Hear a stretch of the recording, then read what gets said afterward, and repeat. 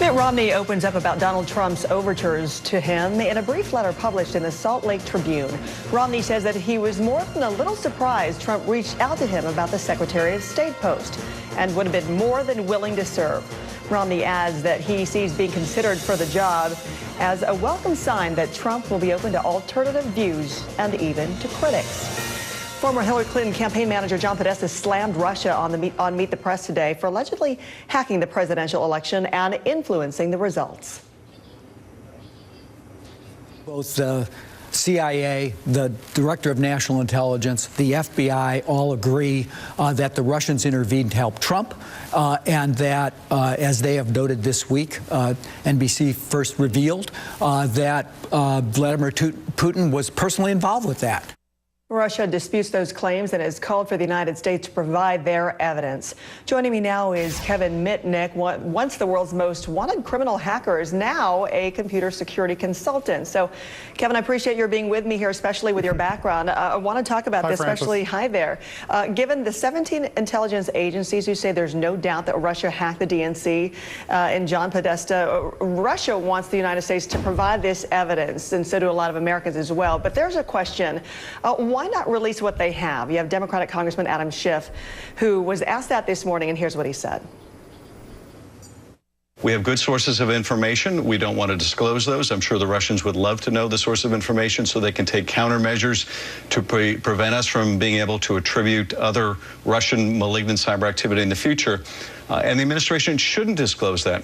So the congressman has called for some information to be released with limits. So why can't the United States release at least some information to prove Russia did it? And what would that evidence look like?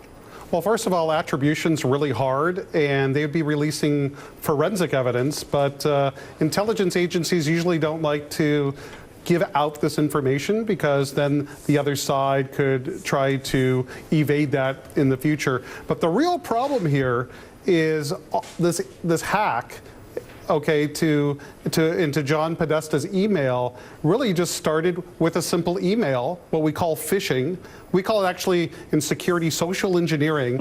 And he was fooled by this email. It came in from apparently what it looked like Gmail, that there's been an incident that happened and he needs to reset his password. He sent it over to his IT department. They vetted it. They said it was okay. And he went ahead and did it and provided his username and password. In security, we call this credential harvesting. If Podesta actually enabled what we call two-factor authentication, that means two-step. What you could do with a lot of email accounts these days is actually enable two-step authentication, so you'll get text a code, or you'll have an application. Or is that the whole thing? Like, what was your pet's name when you were in kindergarten? No, totally different. No, that's a password reset question. Okay. There's actually what two-factor is when you log in, you need your login, you need your password, and then it will text you a code. Gotcha. For example, and then you have to have the code, or you open an application up on your phone and see the code. If he had that on his phone, even if the bad guys had his username and password, they wouldn't have been able to get in. Interesting to do that, because I have that just for my Facebook, you know, just to keep security measures there. So you're basically saying, yeah, you're basically saying this was not a sophisticated scheme in doing this, right? No, that's why, attribution is hard, whether it's the Russians, whether it's the Chinese. I guess we have to defer to the U.S. government, who's not going to release the evidence. But it doesn't matter who right now. It matters that it was done, in my opinion. And it was done because they really had bad security. They didn't even think to enable this two-factor authentication, which most businesses do.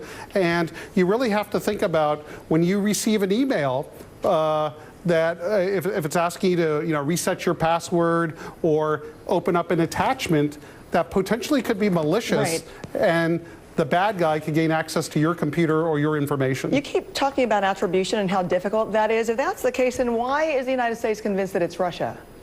Well, they won't tell us, right? And as a hacker, because don't forget, I was on the other side many years ago, and one of the things I would do to make it really hard for law enforcement to find out who it was, that it was me at the time, I would break into other computers around the world, and then what I would do is from the computer that I hacked into, is then I'd hack another computer. So if that connection was actually traced back, it'd be traced to a cutout computer like in China, for example. So it's really simple for attackers to make it look like it came from a country or a group or somebody else. It's really not that difficult. Fascinating to see, especially when you have instances with Yahoo getting, all those making headlines as far as that. So I appreciate your perspective. Did you want to? Yeah, I would love to see the evidence. The same thing with the Sony hack when the U.S. government claimed it was North Korea. Nobody ever saw the evidence. We just had to take their word for it. Same thing in this case, that we're just going to have to take the word of the government through their intelligence sources. And I think it really comes down to John Podesta having really bad security on his email. Fascinating insight for somebody who knows, who's been there hacking away. Appreciate your time with us, Kevin. Thank you so much. Hey, thank you.